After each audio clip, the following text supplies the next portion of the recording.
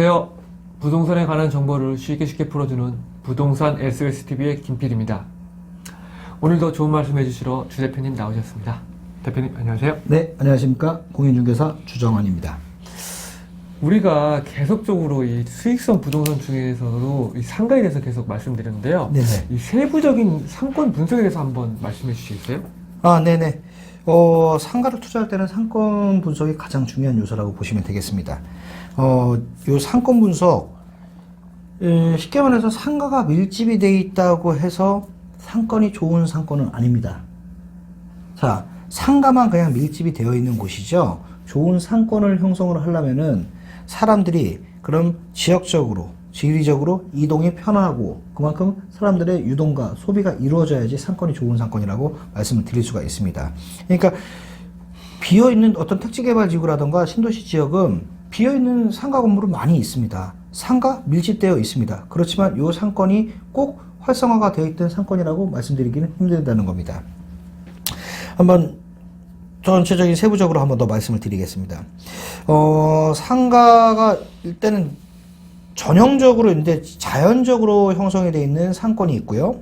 그리고 이게 계획적으로 이렇게 형성이 되어 있는 상권이 있습니다. 실질적으로 자연적으로 형성이 되어 있는 상권은 우리가 이제 흔히 알고 있는 도심 중심 상권이라고 보시면 되겠습니다. 자, 명동이라던가 강남이라던가 그리고 홍대라던가 어느 순간에 이게 인위적으로 이렇게 만든 건 아닙니다. 어느 순간에 이렇게 그냥 자연적인 상권이 돼버렸고요.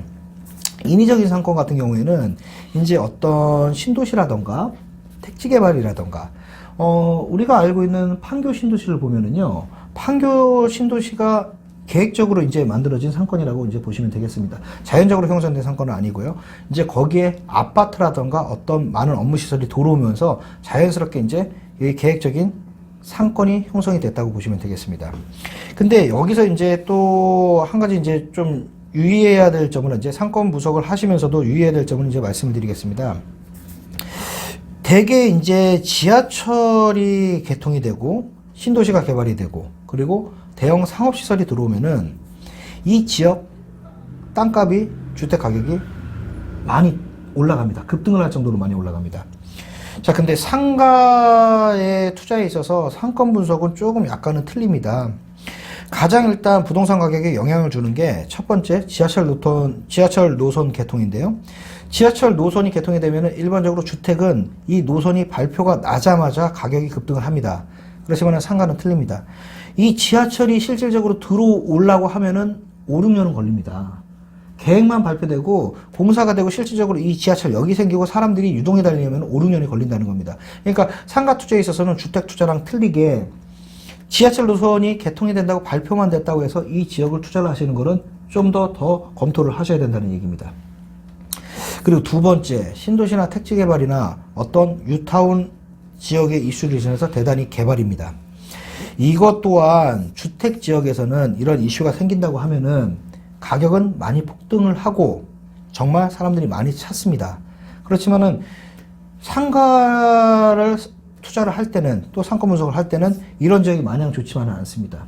왜 그러냐면은 지하철 노선이랑 비슷합니다. 일단은 기존에 지금 요게 어떤 신도시 택지개발지구나 뉴타운이 개발이 돼서 상권이 형성이 되려면은 보통 한 3년 정도가 걸린다고 보시면 되겠습니다.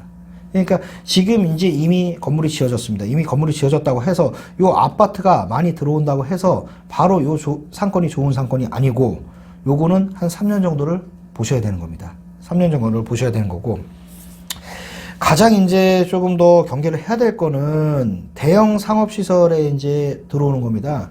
뭐 예를 들면은 뭐 어떤 스타필드 뭐 그런 대형 건물이 있을 수가 있겠죠. 유명한 건물이요. 스타필드가 들어오면은 아파트 값은 뜁니다. 그 동네 주택 가격은 뜁니다.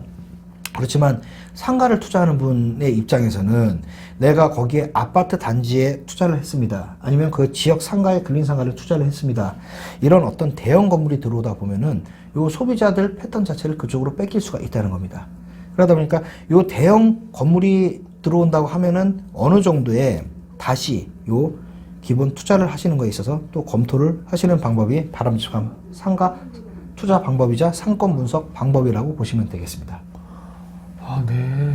그러니까 우리가 그냥 평범하게 생각하기에는 뭐 지하철 가깝고 뭐 주택이 많고 하면은 이렇게 상권이 형성되고 잘 될 줄 알았는데 그게 아니고 여러 가지 요소들이 굉장히 중요한 부분들이 굉장히 많네요. 네, 맞습니다.